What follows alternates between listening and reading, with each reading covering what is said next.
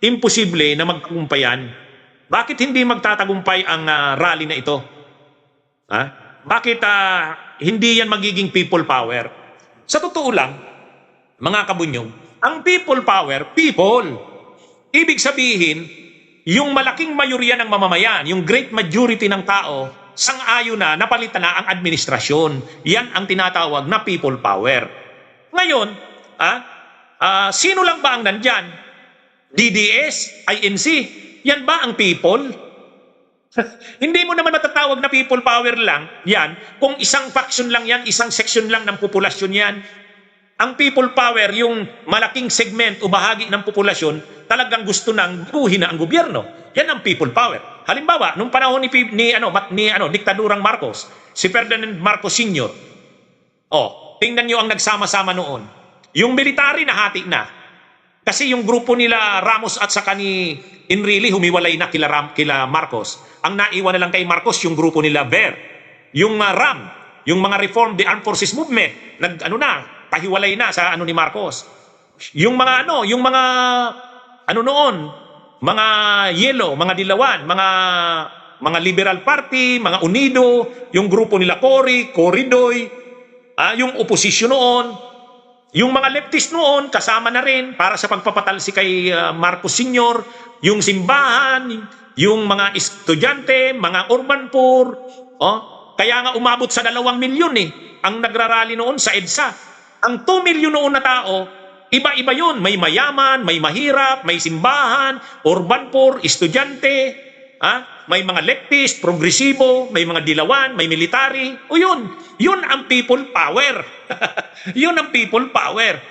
Yung panahon ni Erap, ayaw na ng mga tao kay Erap. Sino ang sumama sa rally? Yung mga leftist, Bayan Muna, Makabayan, pati yung grupong Sanlakas nila Pupoy Lagman noon, yung mga dilawan, yung liberal, nandun si Cory, nandun sila Drilon, sila Marojas, sila Kiko Pangilinan, magkakasama na yan. Pati yung grupo nila Gloria Arroyo, nila Villar, nagsama-sama yan laban kay Estrada. Tapos ang military, nag-withdraw na ng support si Angelo Reyes. Pati ang PNP noon, si Lacson, nag-withdraw na rin ng support. Yung mga governors, mayors, unti-unti nang nag-withdraw ng support. Yan ang people power. Pag sinabi mong people power, yung iba't ibang segment o section o bahagi ng society, ng lipunan, ay sumusuporta na sa pagbabago ng gobyerno. Ayaw na nila sa gobyerno. Ngayon, sino lang ba ang nandyan? DDS sa Iglesia ni Cristo. Yan ba yung people? Yan ba yung people? Di ba mga kabunyog, mga kababayan? Pag sinabi mong people power, talagang people yon. Hindi, sa totoo lang. Bakit ko nasasabi yan? Kasi nandun ako sa people power 1. Nandun ako sa people power 2. EDSA 1, EDSA 2, nandyan ako pareho. At kasama kami sa mga nag-organize niyan. Yan yun. Hindi ka pwedeng manawagan ng people power na Iglesia ni Cristo lang, tapos DDS lang, tapos i-claim na ninyo people power yan. Ay, mga kabunyog, mga kababayan. Sa totoo lang, armpit power. Di ba? Hindi, sa totoo lang. Kahit pa anong gawin nila dyan, kung hindi nila, kanino ba dapat ang makuha nilang support? Urban poor, mga estudyante, mga manggagawa, mga kababaihan, simbahan, protestante, katoliko, evangelicals, dapat kasama yan, Muslim. Kaya ito, pati mga leftist kasama.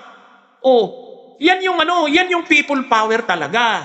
Pero yung nandyan lang ay DDS at saka Iglesia, ang tawag mo dyan, DDS Iglesia Power, tapos i-claim nyo na people power na yan? Wala yan. Wala yan. Hindi yan magiging people power.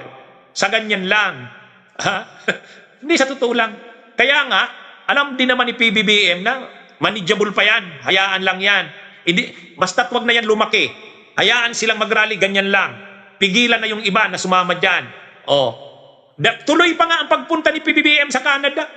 Di ba tuloy pa ang pagpunta ni PBBM? Kung sa tingin ni PBBM delikado na ang sitwasyon, hindi yan aalis. Tuloy ang biyahe sa Canada. Tapos si Marcoleta, yung ombudsman, nag-press briefing kanina. si Miko Clavano. Sabi ni Asi Clavano, tuloy ang pag-file ng kaso na kay Senador Rodante Marcoleta. Tapos si Yussi Claire Castro may press briefing kanina. Ano ang sabi ni Yussi Claire Castro kanina? Sabi niya, kung mayroong ibang interes o interes ng ibang grupo o ilang tao, hindi ito dapat maging hadlang sa pagpapatupad ng Pangulo at ng administrasyong ito ng batas. O yun, ibig sabihin, hindi pwedeng maging hadlang yung rally na yan para ipatupad ang batas. Ang batas ay batas. Tapos nung 2001, EDSA People Power 1, kasama kami. Galing Ortigas, EDSA, nagmarcha kami papunta ng Mindiola. Pagdating namin ng Mindiola, nabalitaan na namin, paalis na din si ERAP. O yun, EDSA People Power 2. Yan yung hindi ganyan ang People Power. Yang ginagawa nila na yan. Magkakaroon ba ng People Power na iglesia lang at DDS lang? Sino ba ang magdi-decide ng Pilipinas? Iglesia at DDS? Kiklaim nila sila na yung people? DDS at saka iglesia? Magkiklaim kayo na kayo ang people? Kayo ang magsiset ng direksyon ng Pilipinas? Kayo lang? Hindi people power yan. Diba? Kayo yung minority. Kayo yung minority. Pag sinabi mong people power, dapat makuha nyo yung majority ng tao. Di ba? Pag wala pa sa inyo ang majority, hindi kayo pwedeng mag-claim ng people power. Hindi, sa totoo lang. Hayaan lang yan mag-express ng kanilang nararamdaman. Okay lang yan. Pero kung nag-iisip sila na people power na yan, nangangarap sila ng gising. Iglesia ni Cristo plus DDS equals people power? Anong klase yan? Ibig sabihin, kayo, didesisyonan nyo na ang politika ng Pilipinas na kayo lang? Wala yan. Hindi yan. Kailangan nyo munang makuha ang simbahan. Makukuha nyo ba ang simbahan? Iglesia ni Cristo lang ang kasama nyo. Mabuti pa yung rally namin nung isang araw doon sa EDSA. Yung sa White Ribbon Movement. Kulang pa ang tao noon. Pero yung leader ng mga simbahang Katoliko nandun, mga obispo.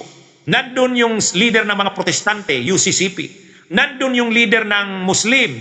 Nandun yung leader ng evangelicals. Hindi nga lang nagbitbit ng maraming tao. Pero nagre-represent yun ng iba-ibang relihiyon. Kung wala lang doon sa rally namin noong June 28 sa White Ribbon Movement, Iglesia ni Cristo, wala doon. Saka Kingdom of Jesus Christ ni Kibuloy. Yan yun. Wala yun. Pero mas marami kaming mga denominasyon ng simbahan. Kunti nga lang ang binitbit na tao. Yung mga estudyante, nandun. Estudyante ng UP, ng iba-ibang eskwelahan. Kunti nga lang ang bilang ng estudyante dahil wala pang pasok ang mga colleges ngayon. Di ba? Yan yun. Yung mga urban poor, nandun. Yung mga workers, nandun. Yan ang sinasabing people, yan. At kunti lang kasi yung bilang nun. Pero yung rene-represent nun ay iba-ibang sectors ng lipunan.